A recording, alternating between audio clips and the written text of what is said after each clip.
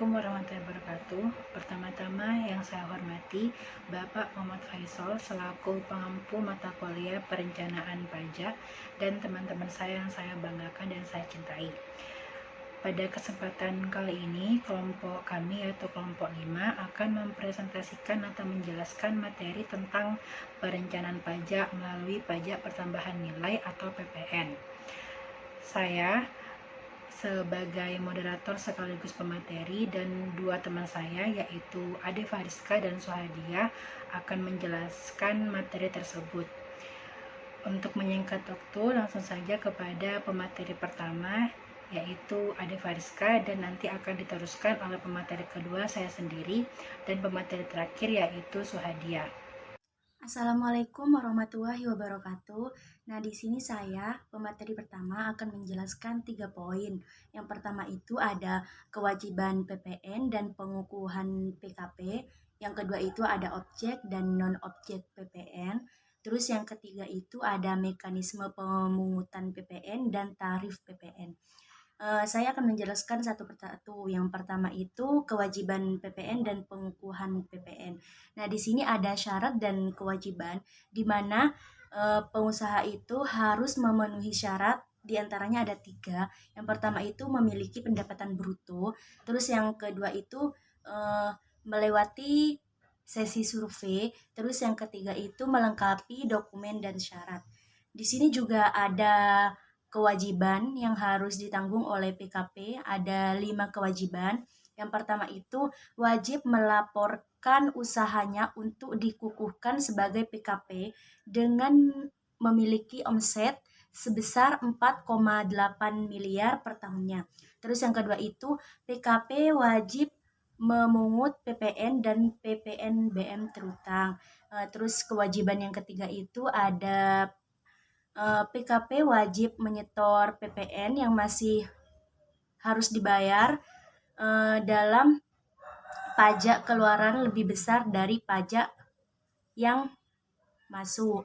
Terus yang kewajiban yang ketiga itu ada PKP wajib melaporkan perhutangnya pajak ke dalam SPT masa PPN. Terus yang terakhir itu ada kewajiban menerbitkan faktur pajak atas setiap penyerahan BKP. Baik, saya lanjut ke poin kedua itu ada objek dan non-objek. Nah, di sini objek PPN itu ada beberapa di antaranya itu yang pertama, BKP di dalam daerah pabean dilakukan oleh pengusaha. Terus yang kedua itu impor BKP. Yang ketiga, penyerahan jasa kena pajak atau penyerahan JKP di dalam daerah pabean yang dilakukan oleh pengusaha. Terus yang keempat, pemanfaatan BKP tidak berwujud dari luar ke dalam pabean. Terus yang kelima itu pemanfaatan JKP dari luar daerah pabean ke dalam daerah pabean. Terus yang keenam itu ekspor BKP berwujud oleh pengusaha kena pajak atau BKP. Terus yang ketujuh ini ekspor BKP tidak berwujud oleh PKP. Terus yang terakhir ekspor JKP oleh PKP.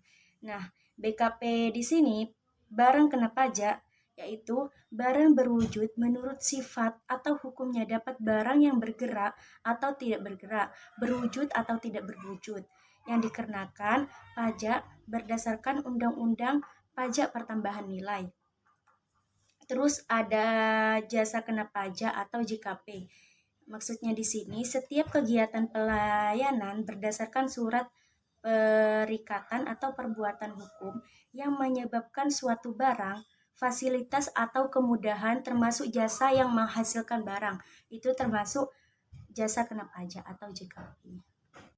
Baik, saya lanjut ke non-objek PPN, yaitu barang yang tidak dikenai PPN. Di sini ada 4 barang. Yang pertama itu barang pertambangan, penggalian, pengeboran, dan barang yang hasil dari sumbernya, seperti batu bara, terus minyak bumi, terus minyak panas, dan lain-lain.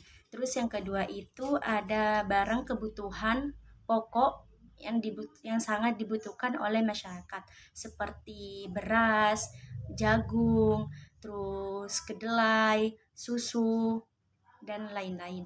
Terus ada makanan dan minuman yang disajikan seperti di hotel, di restoran, di warung-warung. Nah, terus yang terakhir itu juga ada uang, emas batangan, dan surat berharga seperti saham. Itu tidak dikenai pajak PPN. Nah, ini ada beberapa jasa yang tidak dikenai PPN. Tadi saya sudah menjelaskan barang yang tidak dikenai PPN. Nah, sekarang saya akan menjelaskan jasa-jasa yang tidak dikenai PPN. Sebenarnya jasa yang tidak dikenai PPN itu banyak ya, tapi saya di sini hanya mau menjelaskan beberapa saja. Seperti jasa pelayanan kesehatan itu tidak dikenai PPN, seperti jasa pelayanan sosial, seperti jasa kesenian atau hiburan, terus jasa pelayanan pendidikan, terus jasa tenaga kerja, jasa perhotelan, dan jasa keagamaan, dan masih banyak lainnya. Nanti kalian bisa langsung lihat di makalah untuk lebih jelasnya. Poin terakhir ada mekanisme dan tarif PPN. Mekanisme pemungutan PPN adalah rekanan menerbitkan faktur pajak dan menerbitkan SSP atas setiap penyerahan BKP atau JKP ke pemungut PPN. Nah, di mekanisme pemungutan PPN itu ada tata cara. Nanti kalian bisa langsung lihat di makalah untuk lebih jelasnya. Nah, terus ada tarif PPN. Di sini menurut ketentuan Undang-Undang Nomor 42 Tahun 2009 Pasal 7, di sini ada 3 tarif. Yang pertama itu tarif PPN adalah 10%. Nah, terus yang kedua tarif PPN-nya itu 0%, diterapkan atas ekspor BKP berwujud dan ekspor barang kena pajak tidak berwujud dan ekspor JKP. Terus yang ketiga itu tarif pajak sebagaimana ayat 1 dapat merubah menjadi paling rendah yaitu 5%. Nah, juga bisa berubah paling tinggi yaitu 15% sebagaimana diatur oleh peraturan pemerintah. Mungkin hanya itu saja yang dapat saya sampaikan. Bisa langsung dilanjut oleh pemateri selanjutnya. Baik, saya di sini akan menjelaskan tentang 2 poin. Poin yang pertama yaitu pengelolaan faktur pajak, dan poin yang kedua yaitu tentang fasilitas-fasilitas di bidang pajak pertambahan nilai. Yang pertama yaitu pengelolaan faktur pajak. Jadi untuk membayar pajak dibutuhkan sebuah bukti yaitu faktur pajak. Jadi faktur pajak adalah bukti pungutan pajak pengusaha kena pajak PKP yang melakukan penyerahan barang kena pajak ataupun melakukan penyerahan jasa kena pajak. Pengusaha kena pajak ataupun PKP wajib membuat faktur pajak untuk setiap hal berikut. Yang pertama yaitu penyerahan barang kena pajak, yang kedua penyerahan jasa kena pajak, yang ketiga ekspor barang kena pajak tidak berwujud, dan yang terakhir yaitu ekspor jasa kena pajak. Pengelolaan faktur pajak ini dipermudah dengan adanya aplikasi online pajak yang berupa e-faktur pajak yang diatur oleh peraturan pemerintah yaitu PMK nomor 151 garing PMK nomor 011 garing 2013. Di sana Kementerian Keuangan telah menerbitkan peraturan yang menetapkan pengertian bentuk faktur pajak terbaru yang terdiri dari bentuk elektronik atau e-faktur yang dapat mempermudah dalam membuat faktur pajak. Lalu untuk poin kedua yang akan saya jelaskan yaitu mengenai fasilitas-fasilitas di bidang PPN. Yang pertama yaitu fasilitas kawasan berikat. Kawasan berikat adalah tempat khusus untuk menyimpan atau menimbun barang impor atau barang yang berasal dari tempat lain dalam daerah pabean untuk diolah ataupun untuk digabungkan. Dasar hukum dari pelakuan PPN di kawasan berikat ini yang pertama Undang-Undang Nomor 42 Tahun 2009, yang kedua Peraturan Menteri Keuangan Nomor 147 garing PMK garing 2011 dengan perubahannya, Dan yang ketiga yaitu pasal 26 Peraturan Menteri Keuangan Republik Indonesia nomor 147 garing PMK 04 garing 2011 tentang kawasan berikat. Untuk pelakuan PPN di kawasan berikat berlaku PPN tidak dipungut. Fasilitas-fasilitas yang ada di kawasan berikat ini yaitu yang pertama, fasilitas PPN untuk pemasukan barang. Yang pertama, pemasukan barang dari tempat di dalam daerah pabean ke kawasan berikat untuk diolah lebih lanjut. Lalu yang kedua, pemasukan kembali barang hasil produksi kawasan berikat dalam rangka subkontrak dari kawasan berikat lain ataupun perusahaan industri di tempat lain dalam daerah pabean ke kawasan berikut. Yang ketiga, pemasukan hasil produksi dari kawasan berikat lain dalam daerah pabean yang bahan baku penghasilannya berasal dari tempat lain dalam daerah pabean dan akan digabungkan dengan barang hasil produksi di kawasan berikat untuk diekspor. Dan yang keempat, pemasukan hasil produksi kawasan berikat lain yang bahan baku penghasilannya berasal dari tempat lain dalam daerah pabean untuk diolah lebih lanjut oleh kawasan berikat. Dan yang terakhir, pemasukan alat bantu kemas dari tempat lain dalam daerah pabean ke kawasan berikat untuk disatukan dengan hasil produksi kawasan berikat. Dan fasilitas lainnya yaitu fasilitas PPN untuk pengeluaran barang yang terdiri dari pengeluaran bahan baku dan bahan pendukung seperti cetakan atau mesin dari kawasan berikat ke kawasan berikat lain ataupun perusahaan industri di tempat lain dalam daerah pabean. Yang kedua, pengeluaran barang rusak asal tempat lain ke dalam daerah pabean sepanjang barang tersebut dikembalikan ke perusahaan tempat asal barang. Dan yang terakhir, pengeluaran hasil produksi kawasan berikat yang bahan baku produksinya berasal dari tempat lain dalam daerah pabean ke kawasan berikat lainnya. Lalu fasilitas yang kedua yaitu ada fasilitas kemudahan impor tujuan. Fasilitas ini merupakan perlakuan kepada barang impor atau barang rakitan yang akan diekspor dan dapat diberikan keringanan biaya masuk. Lebih lanjut, fasilitas kemudahan impor tujuan ekspor ini diatur dalam pasal 26 Undang-Undang Nomor 17 Tahun 2006 tentang perubahan atas Undang-Undang Nomor 10 tentang kepabeanan. Syarat menjadi wajib pajak kemudahan impor tujuan ekspor adalah yang pertama, memiliki nomor induk perusahaan dan izin usaha industri. Yang kedua, memiliki jenis usaha di bidang manufaktur. Yang ketiga, memiliki bukti kepemilikan yang berlaku untuk waktu paling singkat 3 tahun atas lokasi yang akan digunakan untuk kegiatan produksi. Dan yang keempat, memiliki tempat penimbunan barang dari hasil produksi. Dan syarat terakhir adalah menggunakan sistem informasi persediaan berbasis IT inventory untuk pengelolaan barang berkaitan dengan dokumen kepabeanan dan dapat diakses oleh Ditjen Bea dan Cukai. Jenis fasilitas yang ada di kemudahan impor tujuan ekspor ada dua. Yang pertama, fasilitas pembebasan bea masuk dan PPN impor tidak dipungut atas impor bahan baku untuk diolah, dirakit, dipasang, dan hasil produksinya diekspor. Fasilitas yang kedua yaitu fasilitas pengembalian bea masuk atas impor bahan baku untuk dirakit, diolah, dipasang, dan hasil produksinya diekspor. Bea masuk yang dimaksud di sini adalah bea tambahan seperti bea masuk pembalasan, bea masuk anti diumping, bea safeguard, dan bea masuk imbalan. Selain fasilitas tersebut, secara umum fasilitas-fasilitas di bidang PPN itu dibedakan menjadi dua, yaitu fasilitas PPN dibebaskan dan yang kedua fasilitas PPN tidak dipungut. Fasilitas PPN dibebaskan ini merupakan fasilitas yang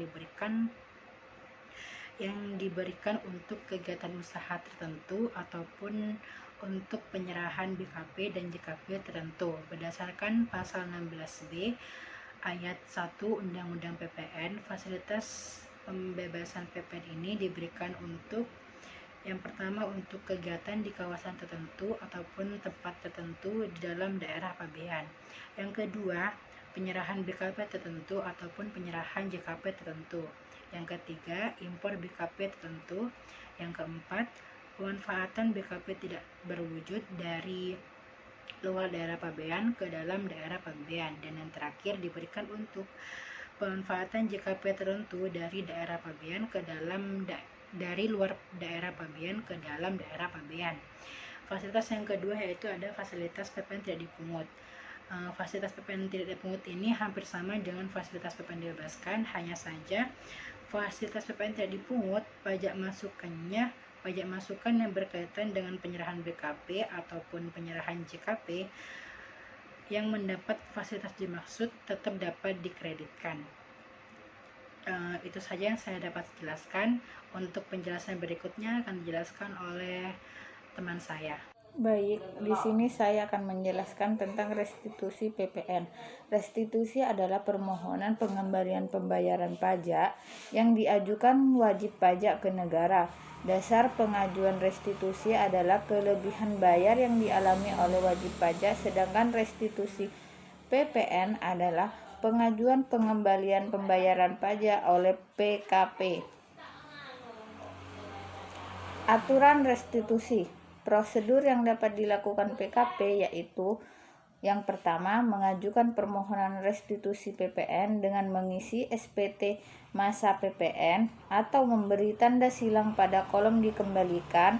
Jika tidak tercantum, PKP membuat surat permohonan sendiri. Yang kedua, mengajukan permohonan restitusi kepada DJP melalui kantor pelayanan pajak tempat PKPP dikukuhkan. Yang ketiga, menunggu surat keputusan pengembalian pendahuluan kelebihan pajak. Yang keempat, menunggu kembali dengan paling lambat 1 bulan sejak jangka waktu berakhir dari 12 bulan. Yang ketiga, percepatan restitusi PPN. Percepatan restitusi PPN telah ditetapkan oleh pemerintah melalui DJP sejak bulan April 2018 yang lalu. Pasalnya, restitusi PPN dapat diberikan tanpa terlebih dahulu melewati alur pemeriksaan. Syarat mendapatkan percepatan restitusi PPN. Yang pertama, wajib pajak kriteria tertentu. Tepat waktu dalam penyampaian surat pemberitahuan selama 3 tahun pajak, tidak mempunyai tunggakan pajak untuk semua jenis pajak. Laporan keuangan wajib pajak telah diaudit oleh akuntan publik, tidak pernah dipidana karena melakukan tindak pidana di bidang perpajakan. Yang kedua, wajib pajak persyaratan tertentu. Yang ketiga, PKP berisiko rendah. Perencanaan pajak PPN atau tax planning PPN menurut Cindy Megasari yang dapat dilakukan yaitu strategi tax planning pertama, yaitu memaksimalkan pajak masukan. Untuk memaksimalkan pajak masukan yang dapat dikreditkan, perusahaan sebaiknya memperoleh barang kena pajak atau jasa kena pajak dari pengusaha kena pajak supaya pajak masukannya dapat dikreditkan. Yang kedua, strategi yang dapat dilakukan adalah melakukan impor inden pada importir yang telah memiliki NPWP. Yang ketiga, strategi tax planning membuat faktur pajak dengan lengkap serta melaporkannya tepat waktu. Selanjutnya, saya akan membacakan contoh studi kasus pada materi kali ini. PT Magetan Jaya mendirikan bangunan untuk kegiatan usahanya di bidang properti seluas 40 meter persegi di daerah Mampang, Jakarta Selatan. Pembangunan tersebut dilakukan oleh salah satu pemborong yang juga berdomisili di daerah Mampang yang belum dikukuhkan sebagai PKP. Biaya yang harus dikeluarkan pada bulan Januari 2012 adalah 1 miliar. Termasuk pembelian tanah sebesar 400 juta dan PPN sebesar 150 juta. Berapakah PPN yang harus dibayarkan PT Magetan Jaya pada bulan Januari? Kegiatan membangun sendiri yang dilakukan tidak dalam kegiatan usaha atau pekerjaan adalah kegiatan membangun bangunan baik yang dilakukan oleh orang pribadi atau badan yang dilakukan oleh tukang batu atau tukang kayu harian atau pemborong bangunan yang belum atau tidak dikukuhkan sebagai PKP.